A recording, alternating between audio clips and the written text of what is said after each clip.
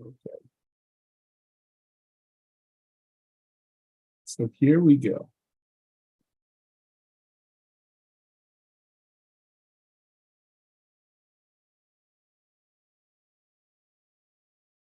So when we're using paraphrasing, what we're doing is kind of a check for understanding. It's when we kind of say the term, so what I hear you saying, or and what I heard correctly, or something like that. My recommendation is that in this phase, your group members are still going to see you as the expert. And so they may feel uncomfortable challenging what you're paraphrasing to them. So I always recommend, at least in the group setting, when you say, so from what I understand from what you told me, pause a little bit and say, and I give you complete permission to correct me if I'm wrong, but this is what I heard. Or some alteration to that, giving them permission to make sure what you have heard is correct, and they have permission to basically correct you, okay? So when we look at paraphrasing, this is an opportunity for the counselor to reflect back at the key points that the client is telling. It's kind of like holding a mirror to the client's face for one. That's one. But the second part is assuring that you understand the client. So in a way, it's kind of like the benefit to the client is they can hear their story that they just told from a different voice, to understand how they're communicating their story to other people. And then again, it gives you the opportunity to make sure you have the story and to show that you're listening and attending. So this comes down to the skills 3 functions. It lets the client know you are paying attention and you're hearing them. Okay? The client can be sure that you have listened and gives the opportunity to correct or add information. It also gives the opportunity for the client to hear the power of their own words, the power of what they're conveying to other individuals. A lot of times, especially when you're dealing with addiction, a few times with trauma, even though trauma, people tend to want to keep it a little bit more quiet.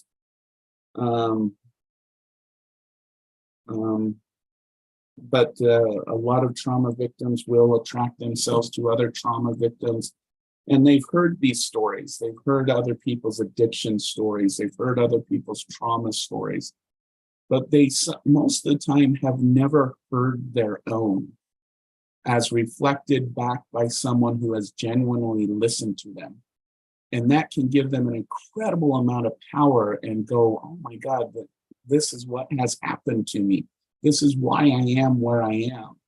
And so it's a good opportunity to provide power back to the client. Okay, so before I go on to that, so how do we paraphrase? And I would encourage you to practice this with friends, family, and the like. I promise a few of them you might just want to say, I'm practicing this skill so they don't go, oh, you're doing that counseling thing on me again, okay?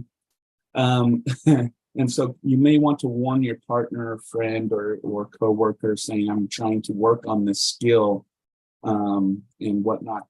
Eventually, and this is why I'm encouraging you to practice this, because it does take practice. Practice. Eventually, someone, because it comes out as so natural, people don't go, oh, you're using that skill on me and analyzing me. Oh, you're just trying to do something, or oh, you're using that counseling skill again. Oh, come on, okay? So pick a couple people who you feel safe with and that you feel you can practice with. Tell them that I'm practicing the skill of paraphrasing. And then whenever they tell you a story, just simply say, from what I heard, correct me if I'm wrong, X, Y, and Z, okay? And then just have them say, oh yeah, you did good, you did bad. But the main thing that you want to do in this is you're not necessarily trying to dig into somebody's life, or maybe you're just trying to get a grocery list right. Okay. The what you paraphrase back is not as important as building the skill and the confidence to say a paraphrasing permission. So what I heard you say, so it comes out natural, so that both your clients don't think you're just using that counseling skill. So I'd like you to practice that and occasionally kind of chime in at the end when I ask for questions about how you're building the skill, how it's working for you. And I will tell you, in any setting, especially when you're in a very emotional setting with individuals and they're telling you something, practice the skill and make sure you have their story correct. I know in this field, people seek you out for your advice and your understanding, and this is a great opportunity to build the skill with the listening and attending component in place as well. Okay. And then we have reflecting. Okay. Reflecting is a little bit different than paraphrasing. Reflecting is showing the clients that you have heard not only what is being said, but also what feelings and emotions the client is experiencing when sharing their story with you. So reflecting is a little bit different than paraphrasing. Okay? This is sometimes known as counseling speak as the music behind the words. And I'll kind of explain what that means here in just a second. Okay. But let's talk about the basics of reflecting, because this is a little bit more complex than the paraphrasing skill. Reflection in counseling is like holding up a mirror, just like paraphrasing, repeating the client's words back to them exactly as the client said them. Okay. Paraphrasing, you're putting them in your own words, you're putting them in your own narrative. With reflection, you're reflecting back the exact words that were said to you in the group or the client setting. You might reflect back the whole sentence, or you might reflect a few words, or even just one single word, such as, you said, let me think, let me give a example. So when you're talking about addiction, and maybe you have a client who has denied that they have addiction problems, and they, in their story, they say, this bad habit I have of drinking, blah, blah, blah, blah. The reflection back might be like, hey, John, you stated something that I felt was very significant. You referred to your addiction as a bad habit. Let's explore that. Okay. And sometimes this is where sometimes they might want to go, well, I didn't say that. And then you can go into the paraphrasing methods and all that kind of stuff. But that's a kind of what we mean by, you might want to reflect the whole thing, or you might want to reflect just a single word that they said in the context of a story.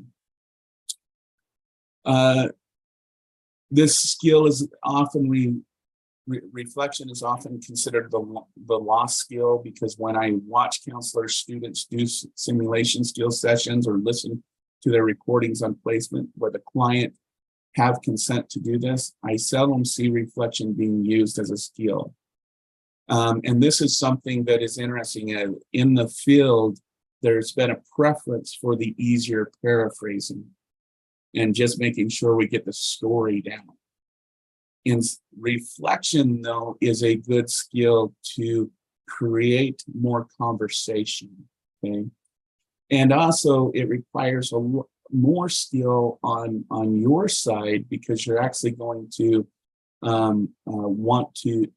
you're going to use a lot more empathy in the reflection back to the person. So when you're using a reflection skill, we are looking to match the tone, the feelings of the words, the client's facial expression, and the body language that they spoke. For example, they might have hunched their shoulders, as I said, I was scared, I didn't know what to do. And this might be a reflection back about saying the reflection back by hunching our own shoulders mirrors their body language while also saying, I felt scared, I didn't know what to do. So in this example, I want you to see what the reflection was. The client was in a very emotional state and they hunched their shoulders, okay? At that moment, a reflection, a body reflection would also not still maintaining eye contact or appropriate eye contact and concern and whatnot in your face is to hunch your shoulders over as well and do that kind of nod thing that we talked about at the beginning of the course and doing the, oh, wow, okay, all right.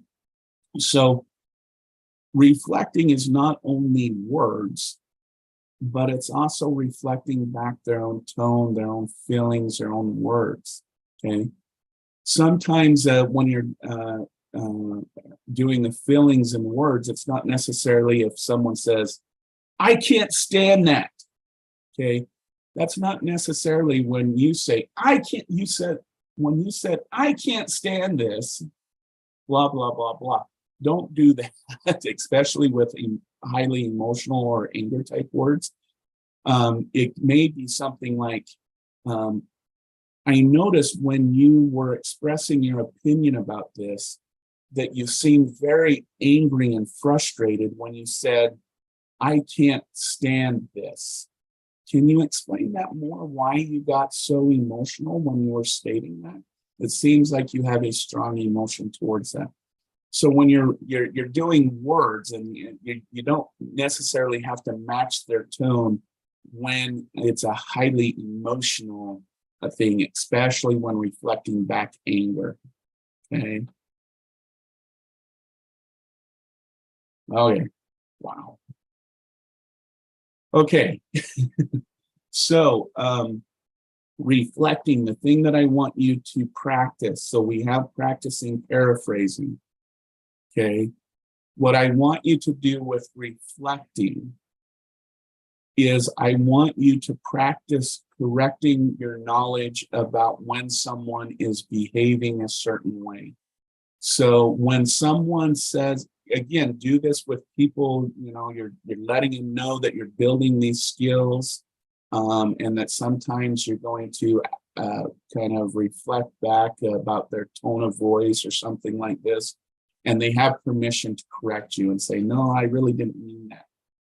What I'd like you to do is two things, okay? First is pay attention to how people are saying things and just say and reflect back. When I heard you saying it, you seemed like you were doing it with an angry tone. Are you feeling angry or emotional?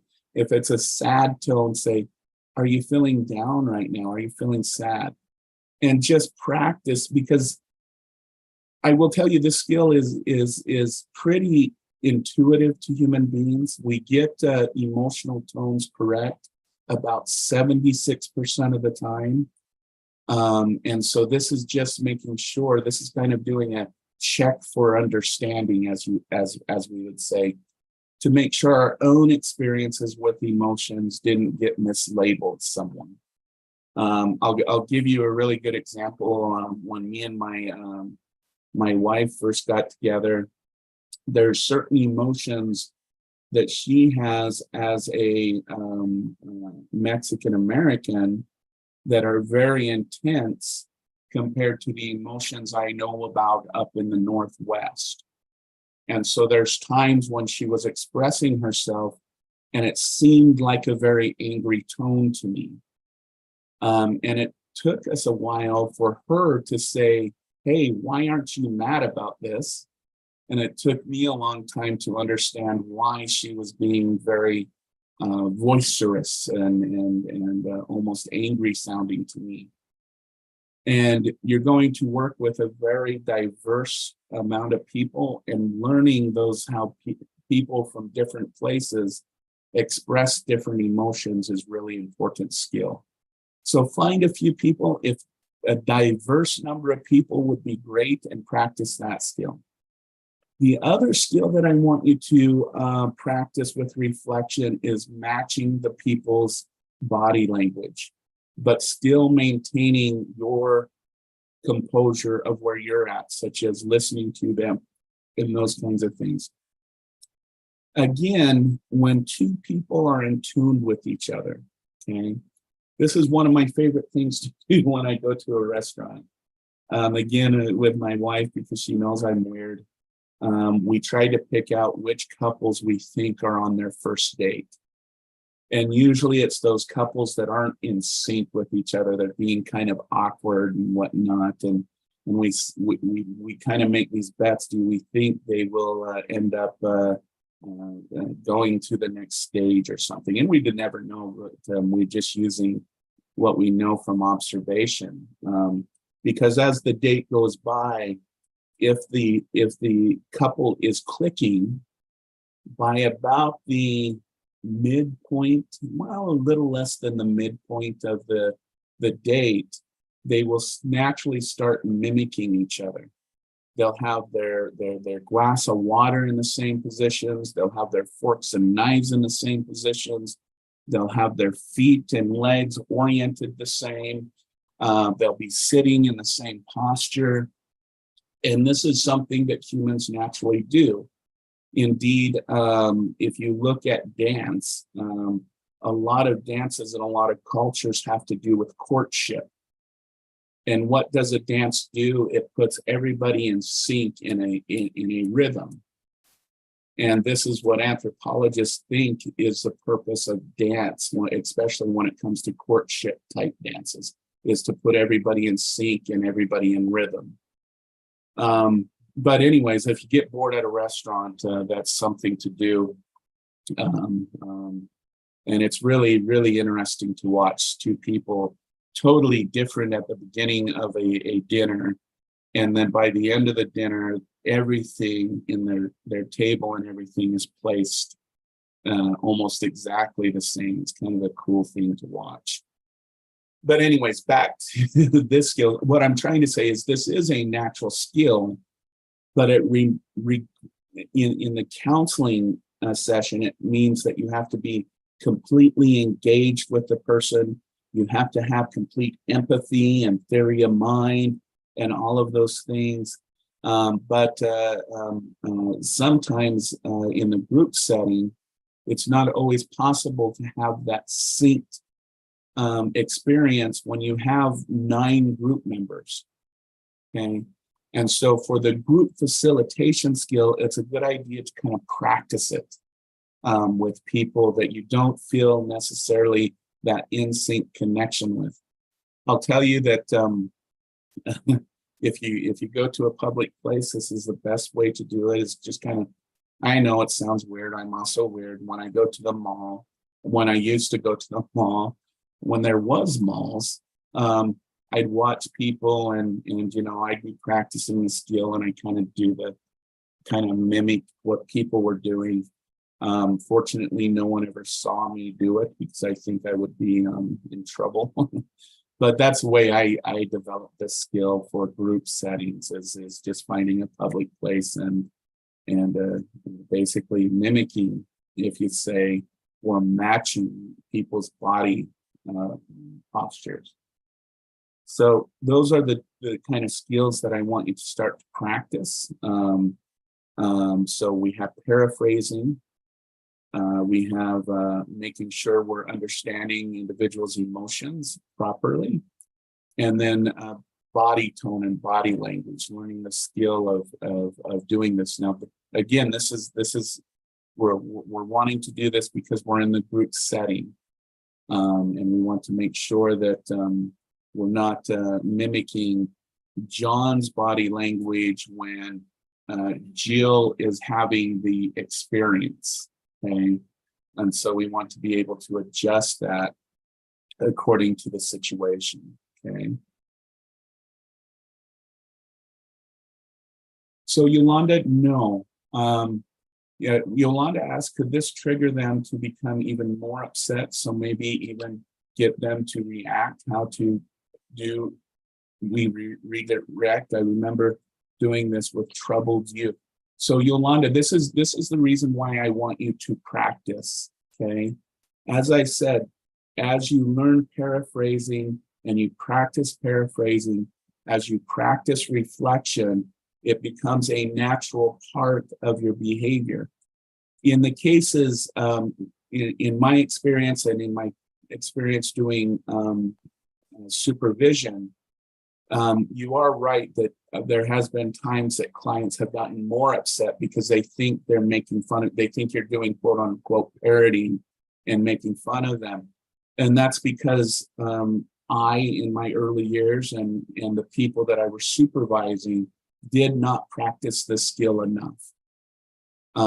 This should be a skill that becomes almost second nature to us as counselors and group facilitators.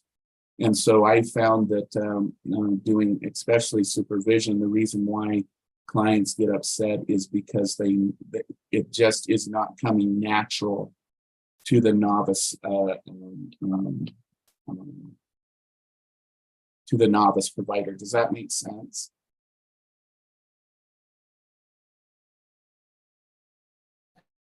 Yeah, that makes sense. Okay. And Yolanda, you mentioned troubled youth too, and I would say this: the difficulty, we've talked about developmental appropriateness a lot in this class, and youth really don't like being mocked by older people. Okay. And so this skill is definitely something you want to use with care and concern when the youth is really having a very difficult time with something. And using this skill less intensely, as you would say, with youth is important. I remember summer I went to friends of mine, they do a camp each summer for young youth that are going through bulimia and anorexia. I learned that summer that this skill needs to be used very sensitively with youth, because you're right, they do kind of feel mocked. So just as a kind of a warning sign for everyone, when you are working with youth, or especially youth and teens, you want to use these skills more softly. And what I mean by that is you want to engage in their tone of body language in a less abrupt way. You want to slowly start to match it and understand it. So they understand that you're experiencing it with them and not against them, if that makes sense. So thank you for bringing that up about youth, because we do have to look at their developmental phases when we're using these skills. Okay. All right, as I said, I wanted these to be a standalone thing. We didn't go very long. I'm going to stop recording.